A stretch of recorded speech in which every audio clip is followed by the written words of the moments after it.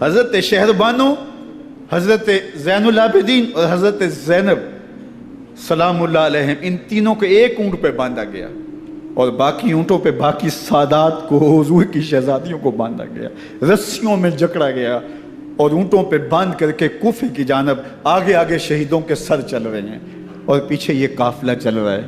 اور جب یہ قافلہ وہاں سے گزرا جہاں لاشیں پڑی تھیں، امام زین العابدین 14 سال کے تھے اور بیمار تھے اور ان کا حوصلہ نہ ہوا، وہاں غشی ان کے اوپر آنے لگی اور وہ منظر ابن کثیر نے، باقی لوگوں سب نے لکھا ہے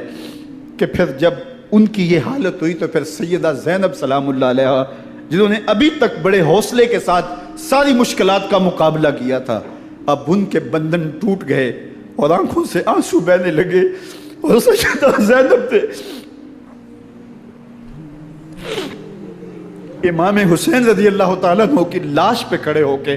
اور وہ روندی ہوئی لاش، ٹوٹی ہوئی ہڈیاں اور وہ پریشاں بدن،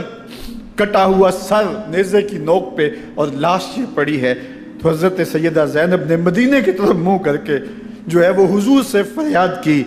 یا محمد آہو، یا محمد آہو، ھذا حسین بالآراء مزمل بالدماء، یا محمد آہو بناتوں کا سبایا، یا رسول اللہ، اے پیارے آقا، یا جد آہو، اے ہمارے نانا محترم، یہ دیکھیے آپ کا حسین پڑا ہوا ہے، بدن سے کپڑے اتار لیے گئے، خاک ہوائیں اڑا رہی ہیں اور اس کے اوپر چادر جو ہے وہ مٹی کی پڑ گئی ہے، حضور آپ کی اولاد کاٹ دی گئی، اور پھر کہا بناتوں کا سبایا، حضور دیکھیے آپ کی بیٹیوں کے ہاتھ باندھ دیے گئے ہیں، اونٹوں پہ کس دیا گیا ہے، سر شہیدہ آگے آگے چل رہے ہیں اور حضرت سیدنا امام حسین کا آگے آگے سر ہے۔ راستے کے اندر ایک جگہ آئی، رات گزری اور ان کو اتارا گیا، رات کا موقع تھا، ایک خاتون آئی اور اس نے کوئی کھانا پیش کیا ان کو اور کہا کہ میں کسی زمانے میں حضرت سیدہ فاطمہ الزہرا کی نوکری کیا کرتی تھی، ان کی لونڈی تھی، ان کی کنیز تھی، اور آج مجھے پتہ چلا کہ آپ لوگ گزر رہے ہیں، تو میں نے کہا کہ میں اپنی مخدومہ کے خاندان کی خدمت کروں، اور پھر اس نے کہا کہ اس وقت سیدہ کی گود میں ایک 6-7 ماہ کی بچی تھی جس کو زینب کہا کرتے تھے، تو سیدہ زینب نے کہا کہ اماں اگر پہچانتی ہو تو وہ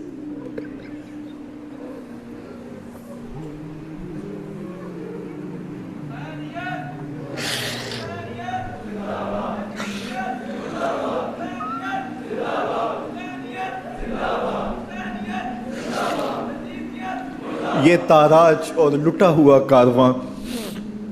پھر وہاں سے کوفے میں کیسے پہنچا، اور کوفے کے اندر سیدہ زینب سلام اللہ علیہا نے وہ یزید کے دربار میں، ابن زیاد کے دربار میں وہ جرأت آمیز جو باتیں کہیں، اللہ اکبر، زینب کی زبان میں علی کی خطابت بول رہی تھی، اور پھر دشمن اور دوست سارے رونے لگے،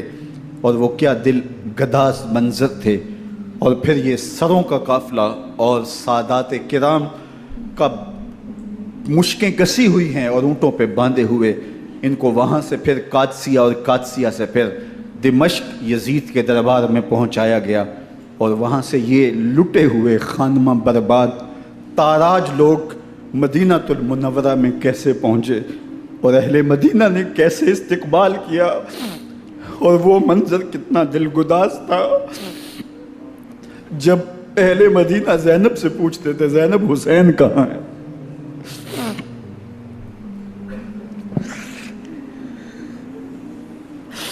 بے مروت بے وفا تیرا بھی کیا افسانہ ہے، جس نے اپنی ہی شمع کو گل کیا تو وہ پروانہ ہے، اپنے پیغمبر کے شہزادوں کو اور اپنے پیغمبر کی شہزادیوں کو جو دکھ اس امت نے دیے، یہ کائنات کی ایک انوکھی داستان ہے۔ اللہ ہمیں اسوہ شبیری پہ عمل کی توفیق عطا کرے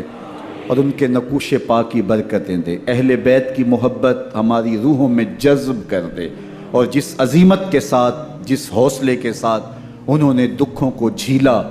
جو دہکتی آگ کے شعلوں پہ سویا وہ حسین، جو جواں بیٹے کی میت پر نہ رویا وہ حسین، جس نے سب کچھ کھو کے کچھ نہ کھویا وہ حسین، مرتبہ اسلام کا جس نے دوبالا کر دیا، خون نے جس کے دو عالم میں اجالا کر دیا، جو کہ سوزے غم کو سانچے میں خوشی کے ڈھال کے مسکرایا موت کی آنکھوں میں آنکھیں ڈال کے۔ اے حسین ابن علی تم پر سلام، نازش آل نبی تم پر سلام۔ ذرا میرے ساتھ یہ پڑھ لیجئے، اے حسین ابن علی تم پر سلام، نازش آل نبی تم پر سلام، تم پہ لاکھوں رحمتیں لاکھوں سلام، اے شہیدان محبت کے امام، لالا گوں لالا بدن لالا کفن، اے چمن اندر چمن، زندگی ہی زندگی تیری حیات، اے حیات اندر حیات، افتخار ملت بیضا ہے تو، رب کعبہ کی قسم یکتا ہے تو، فخر کا دل میں دریچہ باز کرنا چاہیے، جن کا تو آقا ہے ان کو ناز کرنا چاہیے۔ وآخر دعوانا ان الحمدللہ رب